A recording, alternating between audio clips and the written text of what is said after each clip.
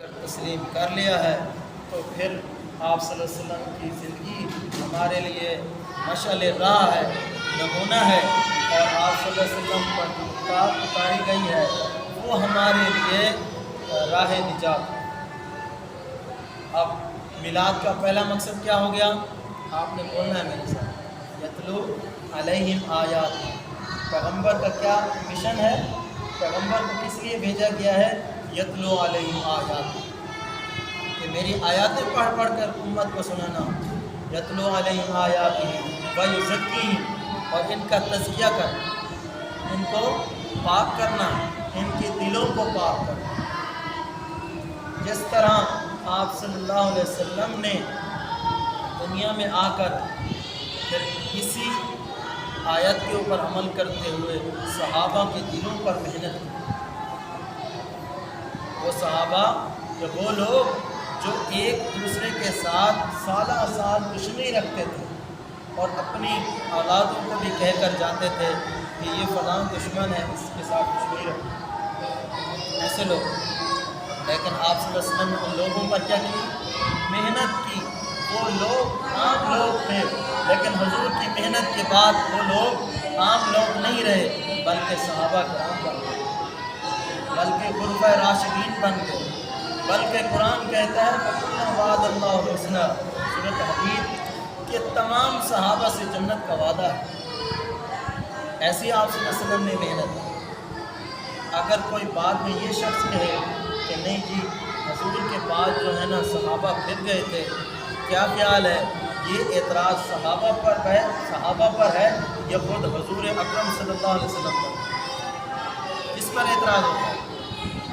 آپ صلی اللہ علیہ وسلم کی ذات پر ہوتا ہے کہ آپ صلی اللہ علیہ وسلم نے جب فرمایا حجۃ الوداع کے موقع پر الیوم اکملت لکم دینکم واتممت علیکم نعمتی ورضیت لکم الاسلام دینا، کہ میں نے تمہارے پاس اللہ کا دین کامل پہنچا دیا۔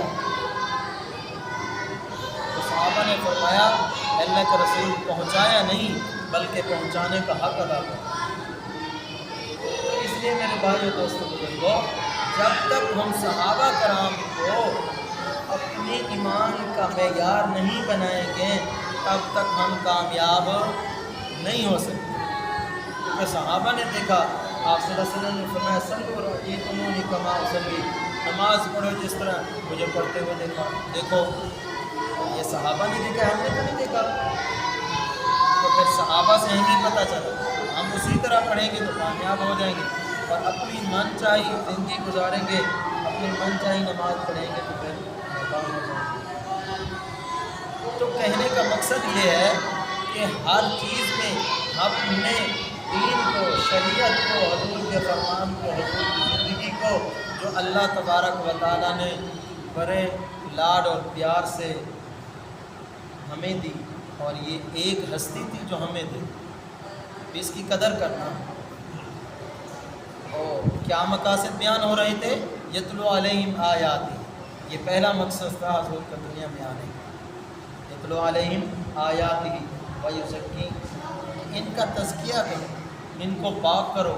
تو آپ صلی اللہ علیہ وسلم نے صحابہ کے دلوں پر محنت کی۔ تو ایک اشارہ ہوتا تھا حضور کا، اور صحابہ کرام لاکھوں کے اندر جنگ کے لیے بھیج جاتے، یا رسول اللہ آپ اشارہ کریں، ہم آپ کے اشارے کے منتظر ہیں۔ ہم نے یہ نہیں دیکھنا کہ آگے سے 2.5 لاکھ رومی ہیں، ہم نے یہ نہیں دیکھنا کہ آگے کیسو کسریٰ اتنا بڑا بادشاہ ہے، ہم نے یہ نہیں دیکھنا کہ آگے مرہب کھڑا ہوا ہے، آگے ابو جہل کھڑا ہوا ہے، آگے ابو لہب ہے۔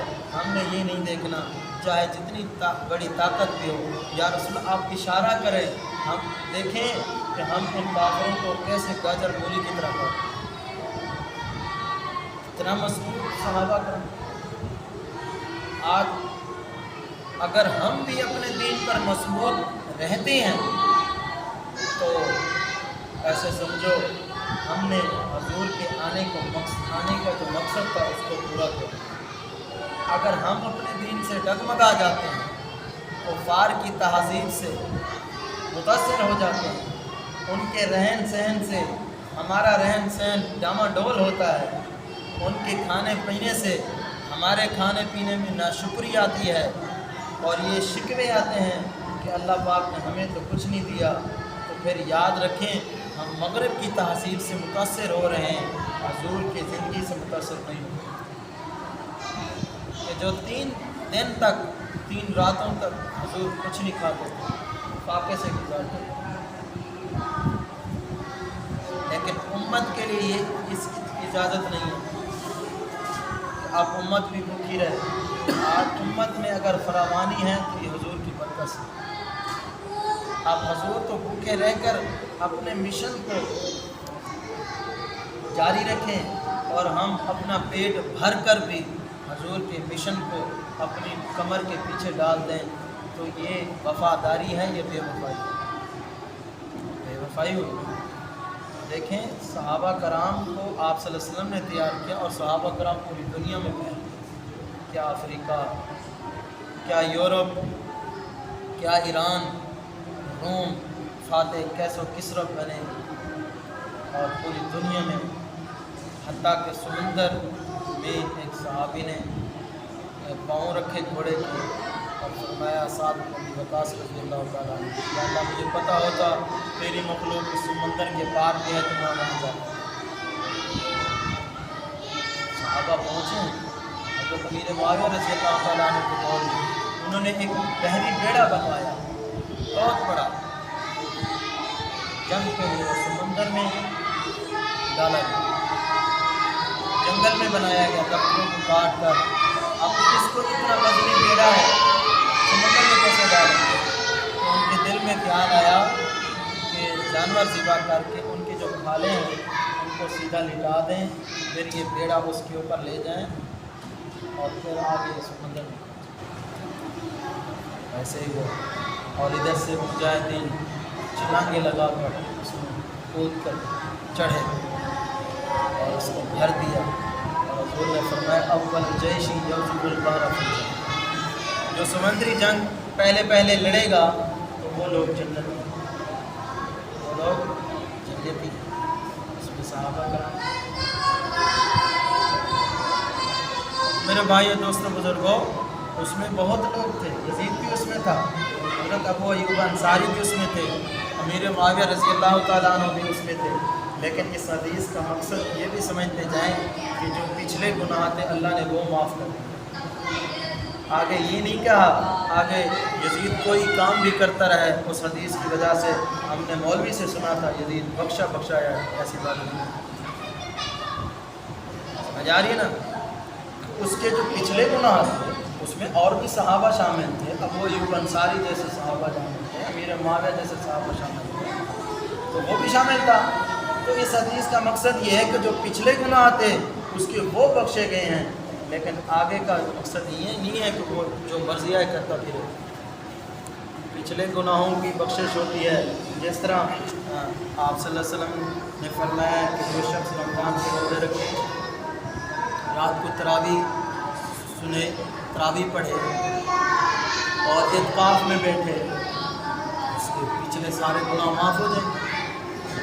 اور یہ تو حضور نے نہیں فرمایا کہ آگے جو بھی کام کرتا رہے وہ بھی معاف ہوں گے، وہ تو پھر صحابہ تھے جن کو اللہ کے رسول صلی اللہ علیہ وسلم نے فرمایا ابو بکر فی الجنہ، عمر فی الجنہ، عثمان فی الجنہ، علی فی الجنہ، طلحہ زبیر عبد الرحمن، ابو عبیدہ بن جراح عبد الرحمن بن عوف فی الجنہ۔ 10 صحابہ کو فرمایا تم جنتی ہو، جنت میں حضور نے جنت کی بشارت دی۔ اب اللہ کے رسول کو بشارت دے رہے ہیں، ان 10 آدمیوں کو ہو سکتا ہے ایسے کوئی غلطی کریں، کوئی گناہ کریں، تو اللہ کا قرآن کہتا ہے اولئک کتب فی قلوبہم، ان کے دلوں کو میں نے دیکھا ہے، جھنجھوڑا ہے، ان کے دل نور ایمان سے بھرے ہوئے ہیں۔ تب اللہ کے رسول صلی اللہ علیہ وسلم نے خوشخبری دی۔ تو وہ لوگ ہمارے لیے آئیڈیل ہیں، حضور کی زندگی اسوہ حسنہ ہے، حضور کی زندگی کو پڑھیں گے، مانیں گے، اس پر عمل کریں گے تو ہمارے لیے ہدایت کے راستے کھلتے جائیں گے۔ اگر ہم حضور کی زندگی میں اپنی من چاہے زندگی گزارنا چاہیں گے تو پھر ناکام ہو گئے۔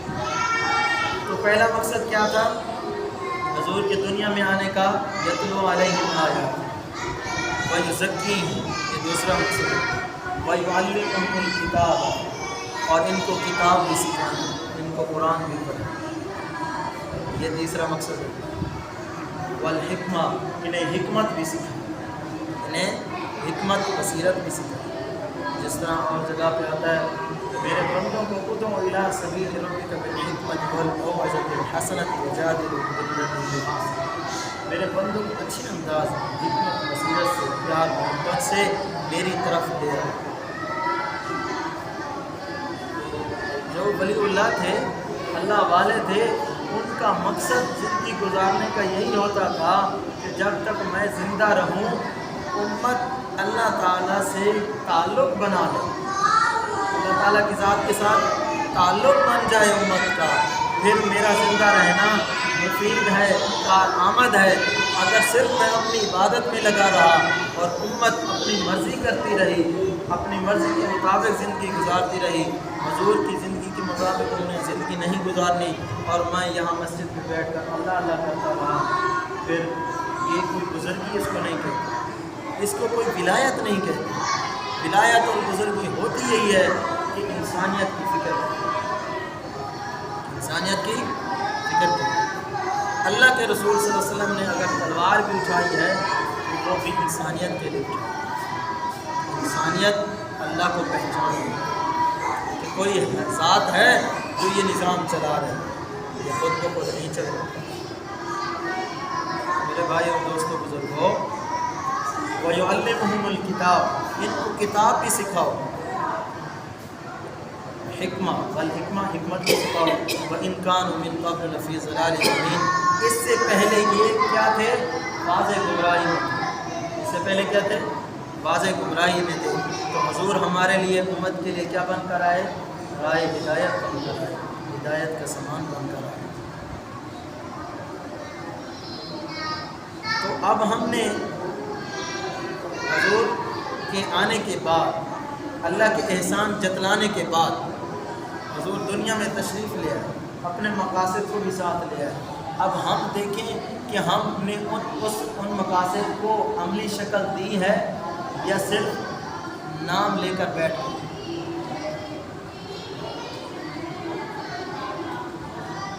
نام کے عاشق رسول بن کر بیٹھ گئے ہیں، یا حضور کے دنیا میں آنے کے جو مقاصد تھے ان کو ہم نے عملی شکل دی ہے۔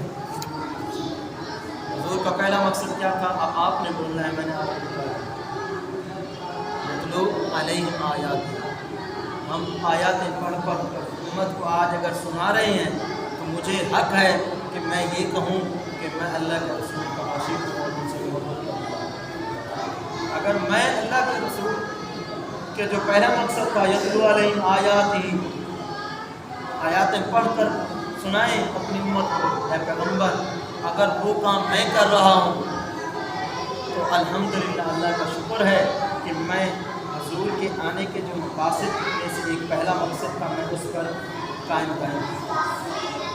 اگر میں یہ کام نہیں کر رہا، کسی اور چکر میں پھنس گیا ہوں اور خرافات اور کاموں میں لگ گیا ہوں، کیا خیال ہے میں حضور کے مقصد پر چل رہا ہوں یا مقصد سے ہٹ گیا ہوں؟ یتلو علیہم آیات، اب یہ امت کو سبق ہے کہ یتلو علیہم آیات، آیاتیں پڑھ کر امت کو سکھائیں اور اس کا ترجمہ کریں۔ وَيُزَكِّيهِمْ، ان کی تزکیہ کریں، جو خانقاہیں بنا کر اللہ والے بیٹھے ہیں ان کے پاس جائیں، کہاں اللہ اللہ سیکھیں، وہ اللہ کے کو بتاتے ہیں، اللہ اللہ سکھاتے ہیں۔ تو پھر اللہ کی جو محبت کی چنگاری اللہ نے دل میں رکھی ہے، وہ کسی اللہ والے کی صحبت کا جب رگڑا کھاتی ہے تو وہ جاگ جاتی ہے، تو پھر انسان دنیا کی تمام چیزوں سے غافل ہو جاتا ہے، اللہ کی لذت محبت میں آ جاتا ہے، اسے اور چیزیں اچھی نہیں لگتی۔ تو ہم نے کیا کرنا ہے؟ یتلو علیہم آیات ہی، قرآن پاک کی آیاتیں پڑھ پڑھ کر امت کو سکھانی، پڑھانا، سنانی ہے، سمجھانی ہے۔ تو بھائیو دوستوں بزرگوں، اس کے لیے ہمیں علم کی ضرورت ہے، یتلو علیہم آیات ہی، علم کی ضرورت ہے۔ ہمیں علم ہمارے پاس ہوگا تو ہم وہ آیاتیں پڑھیں گے اور اس سے پہلے کلمہ طیبہ ہے اور وہ پڑھیں گے، مسلمان ہوں گے تو اس کے بعد جو ہے نا اگر حضور کے مقاصد کو اپنائیں گے تو اس کے لیے علم کی ضرورت ہے، علم ہوگا تو پڑھ کر دوسروں کو سنائیں یار حضور کے دنیا میں آنے کا مقصد یہ تھا، یتلو علیہم آیات، وہ مقصد جو وما خلقت الجن والانس الا لیعبدون، وہ تو مطلقاً ہے، پوری کائنات کے لیے ایک مطلقاً طور پر کہا گیا ہے، عبادت کے لیے بھیجے گئے۔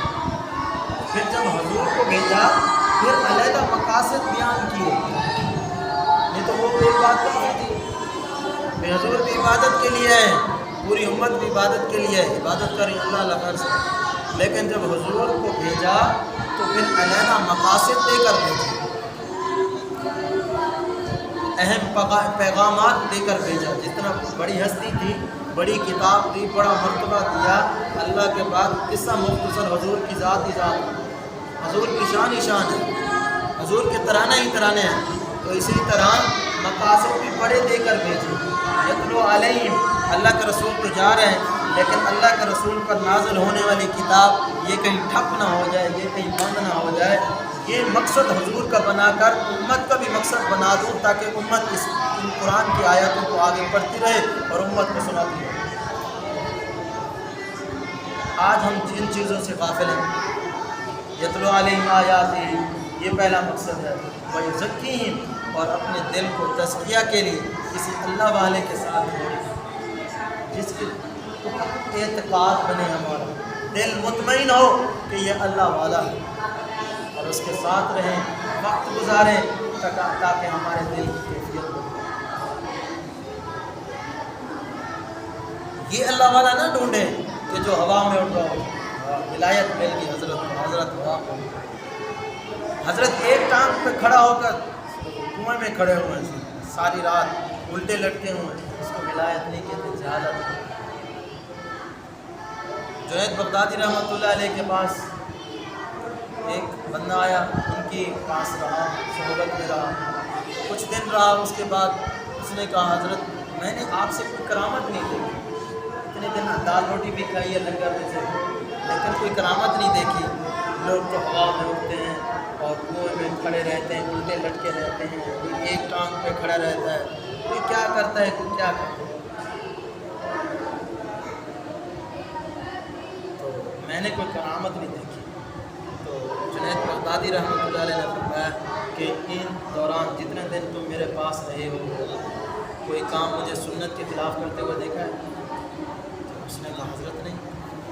تو انہوں نے فرمایا یہی میری کرامت ہے، یہی میری کرامت ہے، چاہے جائے کہ میں ہوا میں اڑوں اور سنت کو چھوڑنے والا بن جاؤں، چاہے جائے کہ میں کنویں کے اندر الٹا رسی کے ساتھ لٹکا رہوں اور امت بے حیائی برے کاموں میں مگن رہے اور میں اس کنویں میں لٹکا رہوں اور اپنے آپ کو بزرگ اور ولایت کا علمبردار کہوں، تو مجھ سے بڑا جاہل اور کوئی نہیں۔ تو فرمایا یہ ولایت نہیں ہوتی جو تم سوچ رہے ہو، ہوا میں اڑنا، الٹا لٹکنا اور ایک ٹانگ کے اوپر کھڑا رہنا، ان کو ولایت نہیں کہتی، ان کو اللہ کا عذاب کہتے ہیں۔ جس طرح کسی لڑکے کو کسی لڑکی سے عشق ہوتا ہے، عشق مجازی ہو جاتی ہے تو اس کے عشق میں وہ غرق رہتا ہے۔ میرے شیخ فرماتے ہیں، مولانا جلیل احمد اقدم سے بھاول نگر کے ہیں، الحمدللہ میں صاحب نسبت ہوں، پیر میرا پیر ہے، بغیر پیر کے نہیں ہوں۔ تو فرماتے ہیں مولانا جلیل احمد اقدم صاحب، کیا بات بولی جی؟ ہاں، عشق مجازی کی۔ شیخ فرماتے ہیں کہ شرک کے بعد اس دل میں اللہ کے علاوہ کسی اور کی محبت ہے، شرک تو ہوتے اعتقاد کے لحاظ سے، یا رسول اللہ مدد کہہ دینا، یا علی مدد کہہ دینا، غوث اعظم مدد کہہ دینا، اللہ کو چھوڑ دینا۔ اللہ قرآن میں کہہ رہا ہے ایاک نعبد و ایاک نستعین، اور پیغمبر کی زبان اطہر سے کہلوا رہا ہے اے میرے محبوب آپ تو وہ ہیں، چاند کو اشارہ کرے تو وہ دو ٹکڑے ہو جائیں، چاند کو اشارہ کریں تو وہ دو ٹکڑے ہو جائیں، ابو ہریرہ کی ماں کے لیے ہاتھ اٹھائیں تو اللہ اسے اسلام کی دولت نصیب کر دے، کعبے کا غلاف پکڑ کر دعا مانگے تو عمر بن خطاب نوکر اور چوکیدار حضور کا بن کر آ جائے، ابو سفیان بھی اسلام میں آ جائے، امیر معاویہ بھی اسلام میں آ جائے، اور 1,44,000 جمع غفیر اور حضور کی فوجی بن جائے۔ لیکن آپ صلی اللہ علیہ وسلم نے جب مکہ میں تشریف لے آئے تو وہاں بدلہ نہیں لیا، وہاں بھی صلہ رحمی کی، اور فرمایا آج جو بندہ حرم میں داخل ہو گیا اسے بھی پناہ ہے، اور جو بندہ ابو سفیان کے گھر میں داخل ہو گیا اسے بھی پناہ ہے۔ اب یہ حرم تو اللہ کا گھر ہے، آپ سوچیں کہ ابو سفیان کا نام کیوں لیا؟ تو جب یہ ابو لہب، ابو جہل بی بی فاطمہ زہرا کو مارتے تھے، بچی تھی، پکڑ مارا تو یہ روتی ہوئی گھر آئی اور اپنے بابا حضور کو بتلایا مجھے انہوں نے مارا ہے کافر۔ تو آپ صلی اللہ علیہ وسلم نے ہاتھ سے پکڑا، اپنی بیٹی کا ہاتھ پکڑا اور ابو سفیان کے پاس آیا۔ ابو سفیان تمہاری دشمنی مجھ سے ہے، مجھ محمد سے ہے، میری بچیوں سے نہیں، میری بچی کو مارا ہے ابو جہل۔ تو ابو سفیان اس وقت کافر ہونے کے باوجود وہ اٹھا اور ابو جہل کے پاس گیا، وہ کعبے کا متولی تھا، بڑا تھا، کعبے میں بیٹھا ہوا تھا، اور اسے پکڑا اور زور سے تھپڑ ماری اسے اور کہا اس جہل سن، ہماری دشمنی اس محمد سے، اس کی بچیوں سے نہیں۔ جب بی بی نے دیکھا کہ میرا بدلہ لے لیا، بچے جو ہوتے ہیں جب تک ان کا بدلہ نہ لیا جائے تو ان کا دل ٹھنڈا نہیں ہوتا، غصے سے بھرے ہوتے ہیں۔ بدلہ لے لیا گیا تو وہ خوش ہو، اور حضور پاک صلی اللہ علیہ وسلم نے دعا فرمائی، اللہ ابو سفیان کے گھرانے کو اسلام کی دولت سے ہمارا معاف۔ حضور کی دعا کی برکت سے ابو سفیان بھی اسلام میں آئے، فتح مکہ کے موقع پر، اور ان کی گھر والی ہندا بھی اسلام لے آئی، جنہوں نے حضرت حمزہ کا کلیجہ چبایا، وہ سب معاف ہو، سب معاف ہو۔ اللہ کا قرآن کہتا ہے میں نے سب معاف کیا۔ اب صحابہ کے متعلق اپنے دل میں کوئی کینہ، کوئی لغزش، کسی قسم کی کمی نہ رکھنا، میں رب نے ان کو معاف کیا۔ لہم مغفرۃ و اجر عظیم، ان کے لیے مغفرت ہے اور بہت بڑا اجر ہے، اور چھوٹے بڑے صحابہ سب کو معاف کر دیا، کلوں وعد اللہ حسنہ، سب کے لیے جنت کا وعدہ۔ آج میرا بیان صحابہ کی ماننا اور ایمان قرار پانا اور صحابہ کے ایمان کو معیار سمجھنا اس لیے ہے کہ جب تک ہم صحابہ کو نہیں مانیں گے ہم حضور کو مان ہی نہیں سکتے۔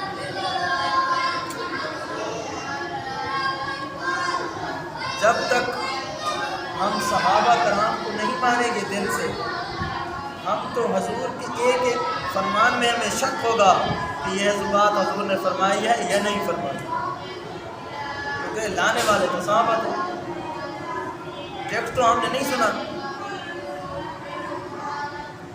تو میرے شیخ فرماتے ہیں اس دل میں شرک کے بعد کسی غیر اللہ کی محبت آنا یہ سب سے بڑا گناہ ہے۔ کسی اور بندے کی محبت کا آ جانا شرک کے بعد، غیر اللہ کی محبت کا آ جانا یہ سب سے بڑا گناہ ہے۔ تو میرے بھائی دوستوں بزرگوں، ہم دیکھیں کہ اب ہمارے دل میں اللہ کی اور اس کے رسول کی، صحابہ کی، اہل بیت کی اور اللہ کی کتنی محبت ہے، دین کی، شریعت کی، قرآن کی، اسلام کی کتنی محبت ہے، کتنا ہم دین پر زندگی گزار رہے ہیں اور کتنا دین سے ہٹے ہوئے ہیں۔ تو مقصد کو بات ختم ہونے جا رہی ہے، مقاصد کو بیان کرتے ہیں، پھر دعا یتلو علیہم آیات، تو آیاتیں پڑھ پڑھ کر سنانا، اس لیے یہ صرف مولویوں کا کام نہیں ہے، یہ ہم سب کا کام ہے۔ ایسے نہ حضور کی خوشی صرف مولویوں کو ہے، آپ کو نہیں ہے، حاجی صاحب کو نہیں ہے، ان کو نہیں ہے، تمام بھائیوں سب کو ہے کہ حضور آئے تو ہمیں عزت مل جائے۔ ہمیں کوئی گھاس ڈالنے والا بھی نہیں تھا، انسانیت तबाही के किनारे पर खड़ी थी। हजूर आए तो इंसानियत को एक सहारा मिला, इज़्ज़तें मिली। जैसे शायर कहता है, हजूर आए तो सिरे आफरी नशबाब दुनिया, अंधेरों से निकल कर रोशनी में आ गई दुनिया। सुते चेहरों से जंग उतरा, मुझे चेहरों पर नूर आया। हजूर आए तो इंसानों को जीने का शौक आया। तो पहला मकसद क्या है? यतलू अलैहिम आयाति, इसको हमने लेकर चलना है। इसके लिए इल्म की ज़रूरत है और ये इल्म हासिल करना पड़ेगा, फिर आप हजूर के पहले मकसद को आगे लेकर जा सकते हैं। वयुज़क्की, तज़किया करना, उसके लिए आप इल्म हासिल नहीं किया लेकिन अल्लाह के साथ अपनी दोस्ती लगा लो, अल्लाह वाले बन जाओ, वलीउल्लाह बन जाओ। फिर वो दिन आएगा कि भटके हुए लोग, दीन से भटके हुए लोग और दुनिया के थपेड़े खाए हुए मायूस लोग तुम्हारे पास आएंगे। जब तुम उन्हें सीने से लगाओगे तो उनके दिल ठंडे हो जाएंगे, कलेजे ठंडे हो जाएंगे और वो इस्लाम दीन में रग़बत करने लग जाएंगे। वयज़क्की, तज़किया करना। वयुअल्लिमुहुमुल किताब वल हिकमा, अल्लाह की किताब को सिखाना और हिकमत सिखाना, इसके लिए भी इल्म की ज़रूरत है।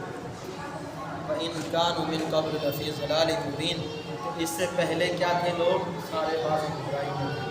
अल्लाह ताला से दुआ है, अल्लाह ताला जिस तरह हमें गुमराही से निकाल कर रोशनी ले आए हैं, अंधेरों से निकाल कर हिदायत दी है हमें अल्लाह ताला ने हजूर के सदक़े, तो उस सदक़े को हमें सीने से लगाने की अल्लाह तौफ़ीक दे।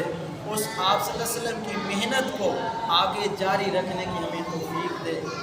तो कौन कौन साथी है जो हजूर के मकसद को, मिलाद मुस्तफ़ा के पहले मकसद को सीखने के लिए वक्त लगाने के लिए तैयार है? 3 दिन के लिए वो साथी खड़ा हो जाए और नाम लिखवाए ताकि वो जाकर सीखे और फिर उम्मत को जाकर बतलाए कि यार मिलाद मुस्तफ़ा का आओ पहला मकसद मैं तुम्हें सिखा दूँ।